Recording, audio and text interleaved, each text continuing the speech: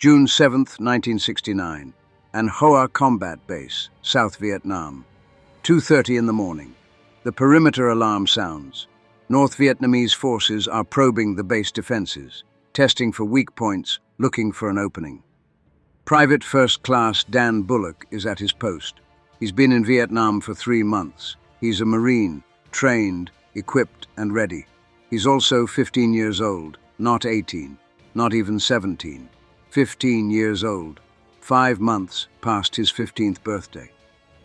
When the attack comes, Dan Bulock fights. He defends his position.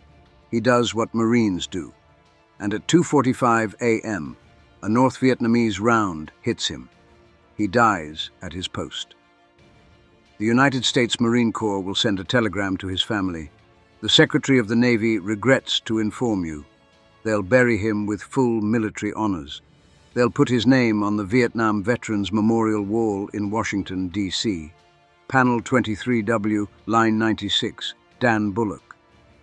And for years, no one will mention that he was the youngest American service member killed in Vietnam, that he lied about his age to get into the Marines, that he was 14 years old when he enlisted, too young to drive, too young to vote, but old enough to die in a war 8,000 miles from home.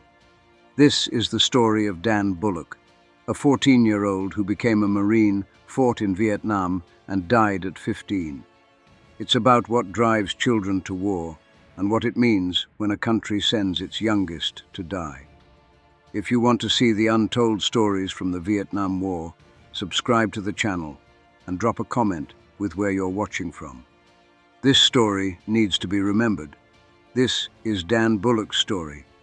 It starts not in Vietnam, but in North Carolina, in a childhood that made the Marines seem like the better option. Dan Bulock was born on December 21, 1953, in Goldsboro, North Carolina. Goldsboro was a small city of about 25,000 people in the eastern part of the state. It was tobacco country, military country, with Seymour Johnson Air Force Base nearby, and in the 1950s and 60s, it was deeply segregated. Dan was black, which meant his opportunities were limited before he was even born. Dan's early childhood was marked by instability. His mother struggled. His father wasn't consistently present. The details are painful and private, but the result was clear. By the time Dan was in elementary school, he wasn't living with his parents consistently. He moved between relatives, sometimes with his grandmother, sometimes with an aunt, sometimes with his father when his father was around. The instability was constant. School became difficult. Not because Dan wasn't intelligent, by all accounts he was bright. But when your home life is chaos, school becomes secondary. You're thinking about where you'll sleep, whether there'll be food, whether the adults in your life will be there tomorrow. Dan struggled academically. He fell behind. And in a segregated school system in the 1960s North Carolina, black children who fell behind rarely got the support they needed to catch up. By the time Dan was 13, he'd been held back multiple times. He was in 7th grade, but older than his classmates. He was bigger too. Dan was nearly 6 feet tall by age 14. He looked older than he was. Goldsboro in the 1960s offered limited paths for a black teenager. Opportunities narrowed to low-wage labor in tobacco fields, or service work, military service as the one path that was theoretically open, though racism persisted there too, or entanglement with a criminal justice system that disproportionately targeted black neighborhoods. For a kid like Dan, struggling in school without stable family support, growing up in poverty, the options seemed to narrow every day. And then there was Vietnam. By the time Dan was a teenager, Vietnam was everywhere. On television every night, in newspapers, in conversations, in funerals. Young men from Goldsboro were going to Vietnam. Some came back, some didn't. The military was recruiting heavily. Recruiters promised steady pay, 3 meals a day, training and skills, respect, a way out. For kids like Dan, poor, black, struggling, the military's promise was seductive. It offered structure, purpose, escape. And the Marines offered something more.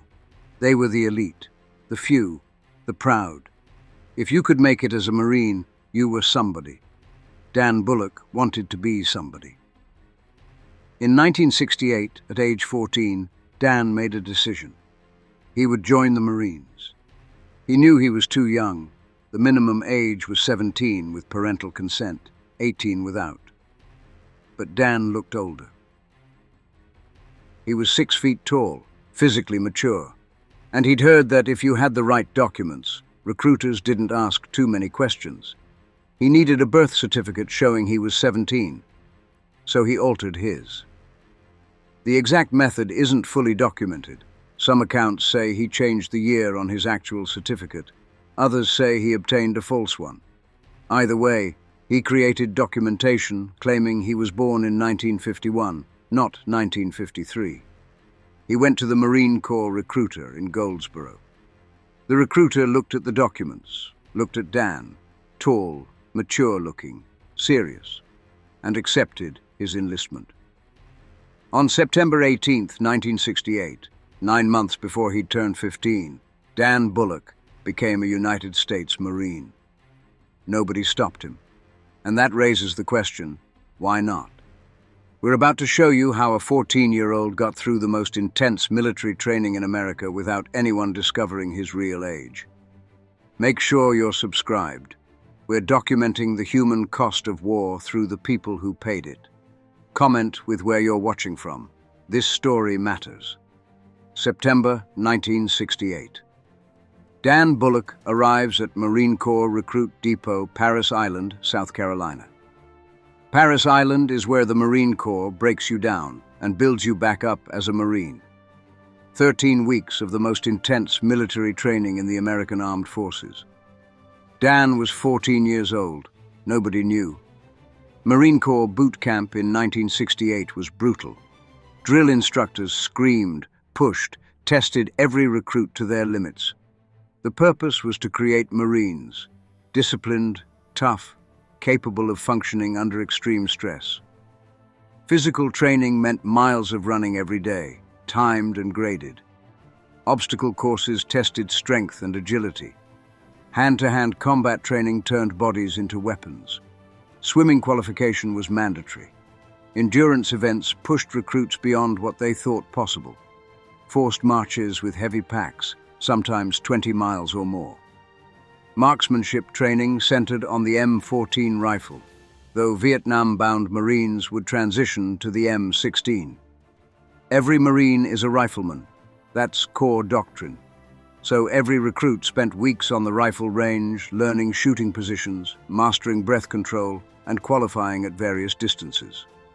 Combat training taught small unit tactics, how to patrol hostile territory, how to set and counter ambushes.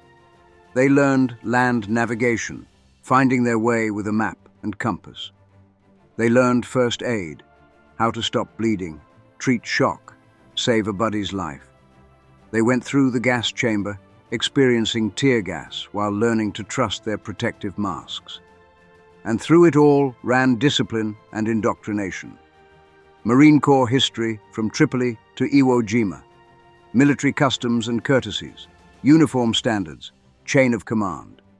And the core values drilled into every recruit: honor, courage, commitment. Dan went through all of it at 14, and he succeeded. By all accounts, he performed well. He was tall, strong, athletic. He followed orders. He didn't quit. His drill instructors saw a young Marine. They didn't see a child. How did a 14-year-old get through Marine Corps boot camp without anyone discovering his real age? Dan's physical maturity provided the first layer of protection. He was 6 feet tall and physically developed. He looked 17 or 18. Without reason to question his documents, drill instructors had no cause to investigate. The document check system relied entirely on the paperwork presented at enlistment. The Marine Corps accepted what the forms said. There was no cross-referencing with birth certificates, no database checks, no verification beyond the documents a recruit brought with him. Recruiters operated under intense pressure. They had quotas to meet. And in 1968, with Vietnam demanding more troops, those quotas were aggressive. A tall, healthy-looking volunteer who walked through the door. That was a win. Dan's motivation worked in his favor too. He wanted to be there. He was motivated, serious, committed.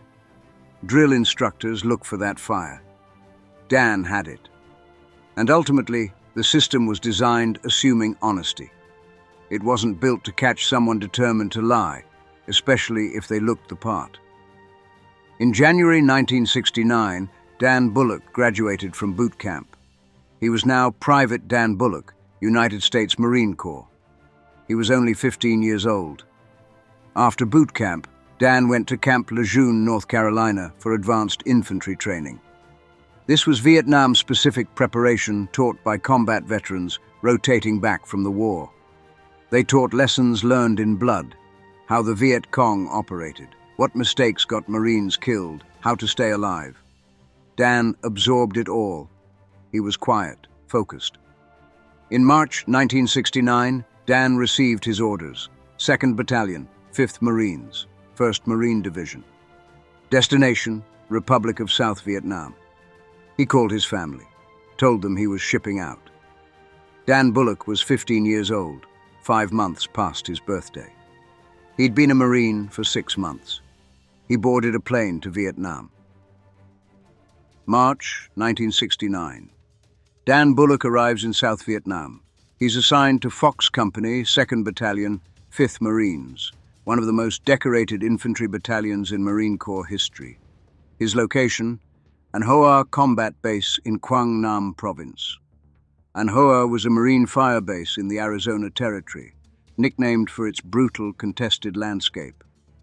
The area was heavily contested with Viet Cong and North Vietnamese army operating freely. Agricultural, with rice paddies providing cover for the enemy, booby-trapped with mines and improvised explosives everywhere, and constantly under attack with mortars, rockets, and ground assaults. This is where they sent Dan Bulock. Life at a combat base wasn't constant fighting. Much of it was routine, punctuated by terror. The routine consumed most hours. Standing watch on the perimeter meant 4-hour shifts, day and night, staring at the tree line, watching for movement, fighting to stay alert when exhaustion made your eyelids heavy.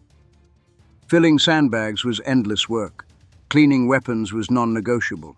Rifles had to function perfectly in Vietnam's heat, humidity, and red dirt.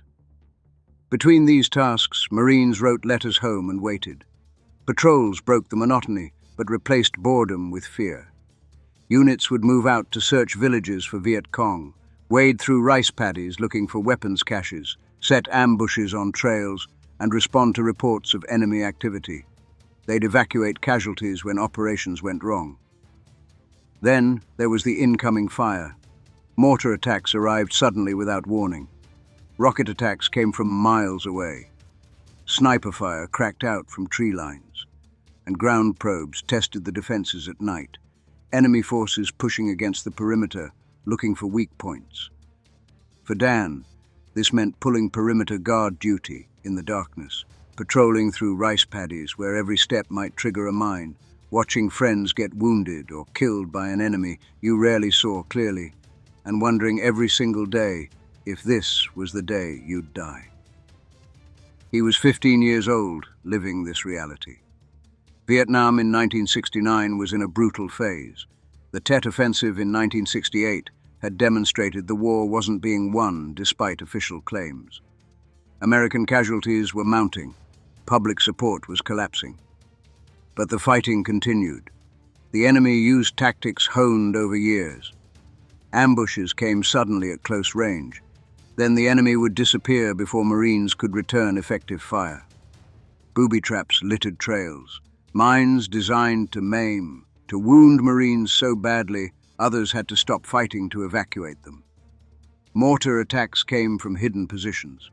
Snipers picked off exposed Marines. The pattern was consistent. Hit hard, hit fast, vanish. Marine tactics adapted. Search and destroy operations meant finding the enemy, engaging with overwhelming firepower, then withdrawing. Clear and hold missions, tried to secure villages, then moved to the next objective. Fire-based defense meant holding positions against attack. The entire approach was reactive, responding to an enemy who chose when and where to fight. Dan participated in several patrols during his 3 months. The pattern was standard: leave base before dawn, move through hostile territory, search villages, take fire or find booby traps, call for support if needed, return to base, do it again tomorrow. It was exhausting, terrifying, and numbing all at once. What does war do to a 15-year-old? Adults struggle with combat trauma.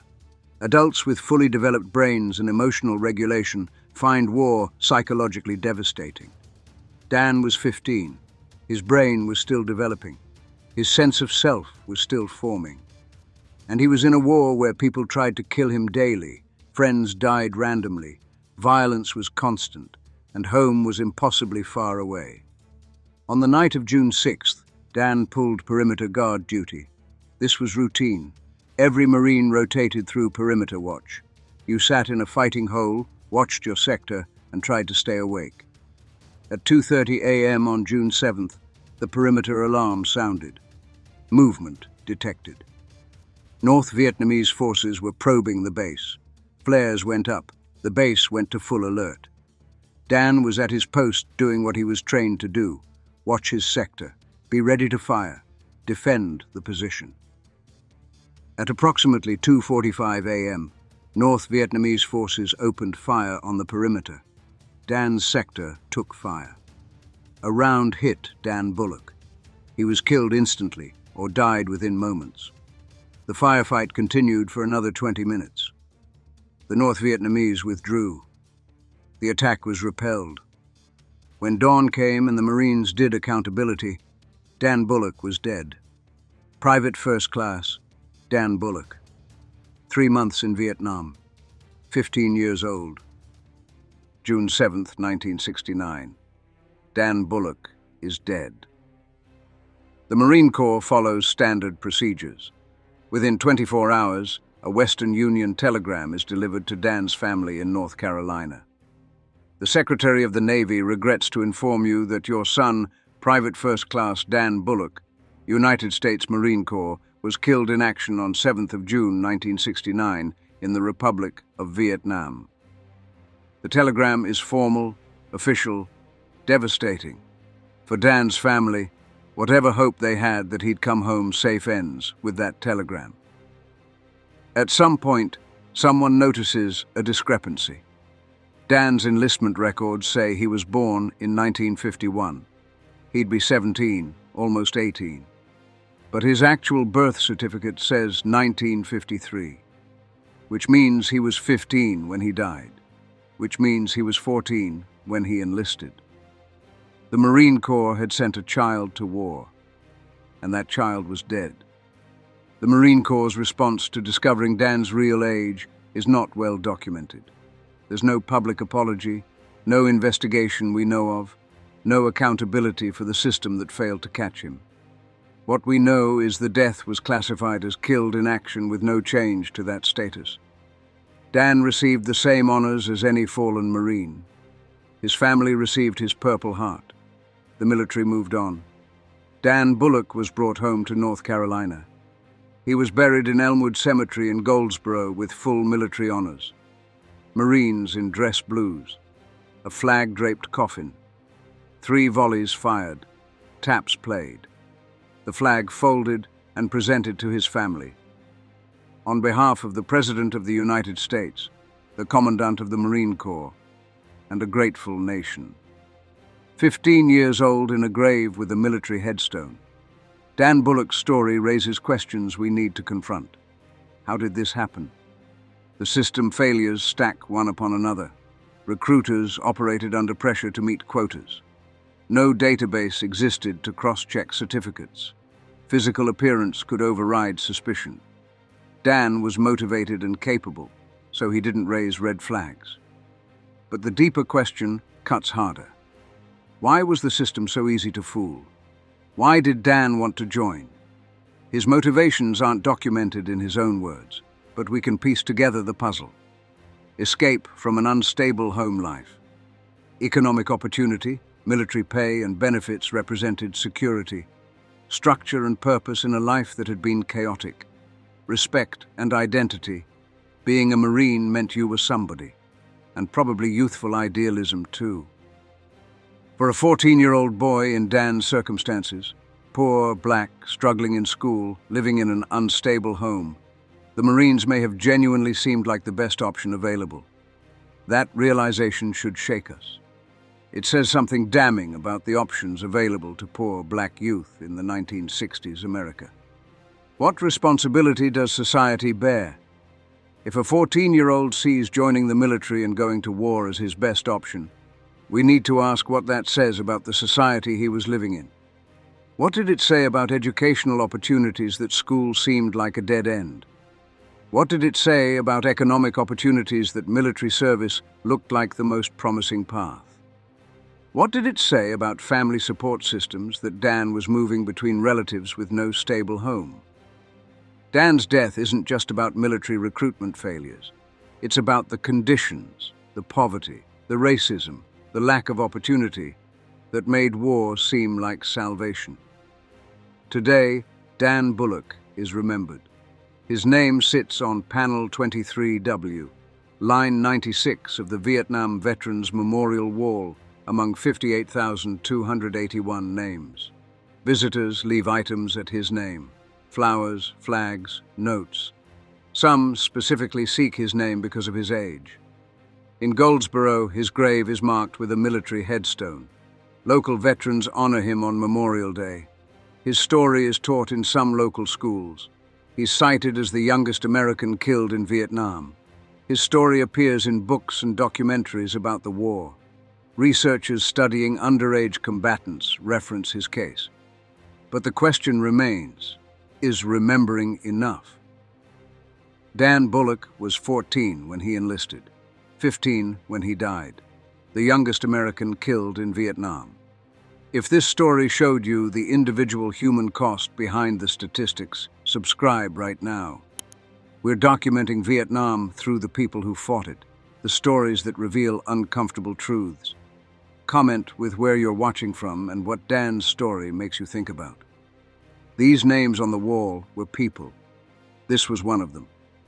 Dan Bulock's death at 15 should force us to confront who fights our wars. The burden of military service falls disproportionately on those with the fewest options.